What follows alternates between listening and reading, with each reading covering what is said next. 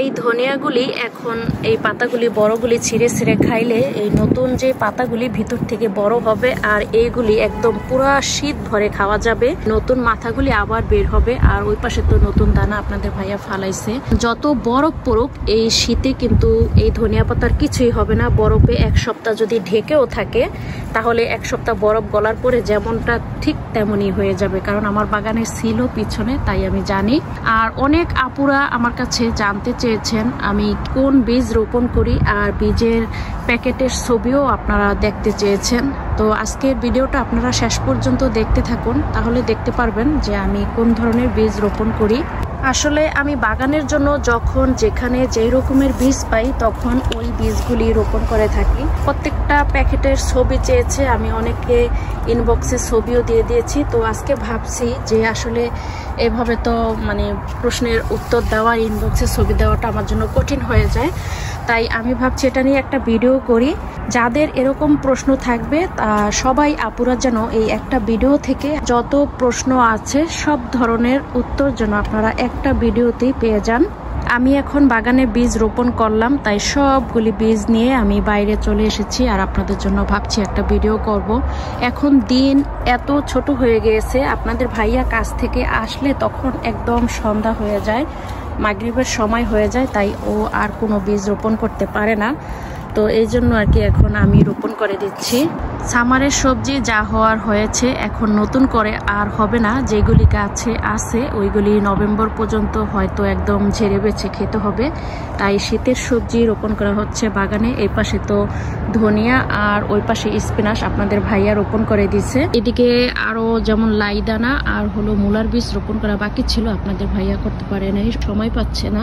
আর এইদিকে এখন আমি আমার এই পাশটাতে লম্বায় সাদা মূলা রোপণ করে দিলাম, দেশি মূলার বীজ রোপণ করে দিয়েছি। আর ভাবতেছি যে এই পাশটাতে রাদিশ আছে, যেটা ওই যে লাল আমরা সালাতে খাই, ওই রাদিশের বীজ রোপণ করে দেব।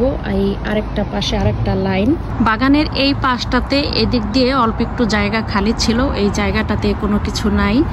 তো এদিক দিয়ে আমি আবার একটু লাই শাকের বীজ রোপণ করে দিলাম, যেটা সিলেটি ভাষায় লাই শাক বলে আর আমরা যেটা সরিষার শাক নামে চিনে থাকি। এই সরিষার শাক আমি একবার রোপণ করেছিলাম, মানে আমাদের সরিষা দেশি বীজ, ওইটা খেতে কেমন যেন তিতা তিতা লাগে। তবে লাই শাকের বীজটা খুব ভালো, এটা খেতে খুব মজা, এটা তিতা লাগে না, তাই আমি লাই শাকের বীজ এদিক দিয়ে রোপণ করি।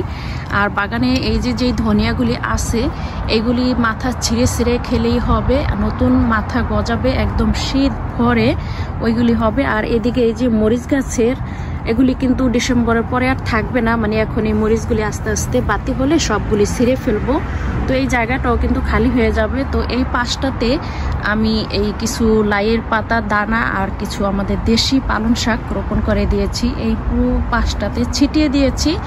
আর তারপরে মাটিগুলি একটু নাড়াচাড়া দিয়ে দিয়েছি, কারণ দানাগুলি তো একটু ভিতরে যেতে হবে, তাই না।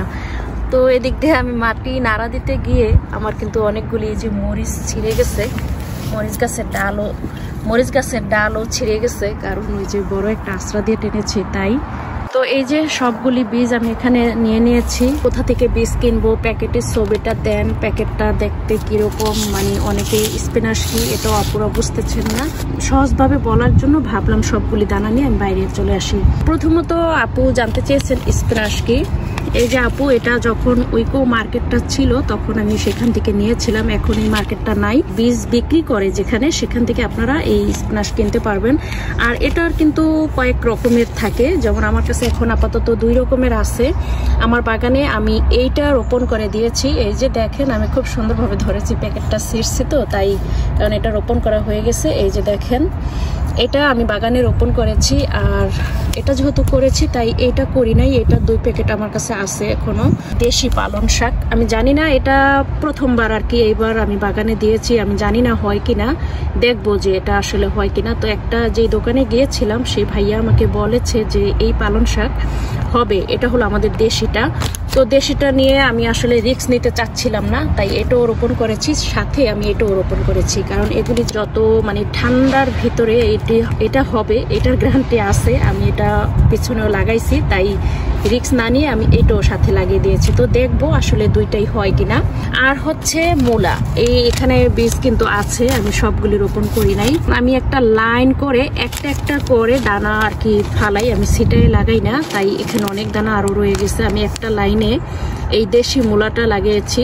গত বছর আমার বাগানে কয়েকটা মূলার গাছ ছিল, কিচ্ছু হয় নাই, তো সেজন্যই আমি বুঝলাম যে আসলে এটার কিছুই হবে না। তো এটা আমি সেজন্য লাগাইছি। এই মূলাটা শীতে লাগানো যায়। এইটা রাদেশ, এই যে লাল যে রাদেশটা আমরা এই যে সালাতের জন্য খাই, এই রাদেশটাও শীতে কিচ্ছু হবে না। আপনারা সারা শীত ভরে এটা লাগাইলে শাক হবে, শাক খেতে পারবেন। আর হচ্ছে লেটুস, সালাদ পাতা আর কি, এই যে লেটুস যেটা দিয়ে আমরা সালাদ খাই, যে কোনো ধরনের এই লেটুস পাতা কিন্তু নানান ধরনের হয়। আপনি যদি গুগলে সার্চ করেন তাইলে দেখবেন যে একদম অনেক রকমের লেটুস আসবে। আপনি যেটা খেতে পছন্দ করেন, যেটা আপনাদের পছন্দ দেখে ওইটা আপনারা আর কি এইটা বাগানে লেটুস লাগাই দিবেন। ও আর আপনারা চাইলে না এই পেঁয়াজ এখন রোপণ করতে পারেন। পেঁয়াজ, রসুন এইগুলিও না শীতের ভিতরে হবে। এটা লালটা আছে, আর আমার কাছে এই লালটা ছাড়াও আরেকটা যে পেঁয়াজ আমরা নর্মাল যেটা খাই, ওইটার বীজও আমার কাছে আছে, আমার বাগান থেকে আমি হারভেস্ট করেছি। অনেক আপু জানতে চাইছে আমি কিভাবে কোথা থেকে আর কি দানা কিনেছি। তো আসলে আমি বাঙালি দানাগুলি নিয়েছি, বাঙালি সব থেকে। আর এইগুলি বিএনকিউতে পেয়ে যাবেন, তারপরে বার্গেনে পেয়ে যাবেন, যেখানে আর কি গার্ডেনের জিনিসপত্র বিক্রি করে সেখানে পেয়ে যাবেন। আর এই যে আপনারা চাইলে অ্যামাজন থেকেও কিনতে পারেন।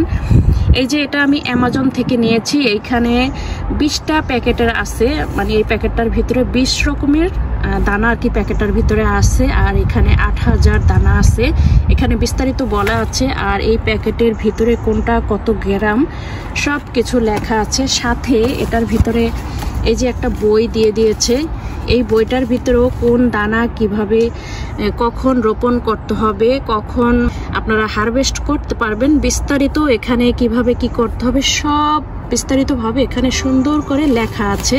আর এই প্যাকেটের ভিতরে এই যে 20টা প্যাকেট এই যে এরকম থাকে, এখানে উপরে লেখা থাকে। আর এই যে সবকিছু এখানে বিস্তারিত লেখা আছে। এরকম ছোট ছোট 20টা প্যাকেট এই একটা প্যাকেটের ভিতরে দিয়ে দেয়। এটা আপনারা অ্যামাজনে গেলেই এটা পেয়ে যাবেন। তারপরে বাঁধাকপিও যদি লাগিয়ে দেন সেটাও ঠান্ডায় হবে, তবে এই প্যাকেটের ভিতরে বাঁধাকপির বীজটা নাই, তো এটা আমার কিনতে হবে। তো আমি এখনো কিনি নাই, তাই লাগানো হয় নাই। আর লেটুসের দানা আমি ভাবছিলাম আমার কাছে নাই, এখন এটা খুঁজতে গিয়ে দানাগুলি সব বের করে দেখি আমার কাছে আছে। এতদিনে আমার গাছ জ্বালায় যেত, অনেক লেট হয়ে গেল। যাই হোক, আমি আজকেই রোপণ করে দেব। তো আপুরা, এই তো আপনাদের প্রশ্ন ছিল, সেই অনুযায়ী আমি সবগুলি এখানে ভিডিওতে বিস্তারিতভাবে বলে দিলাম। তো ভিডিওটা যদি আপনাদের ভালো লাগে, ভিডিওতে একটা লাইক দিয়ে ভিডিওটি শেয়ার করে দিবেন, আর আমার পাশেই থাকবেন। দেখা হবে পরবর্তী ভিডিওতে নতুন কিছু নিয়ে।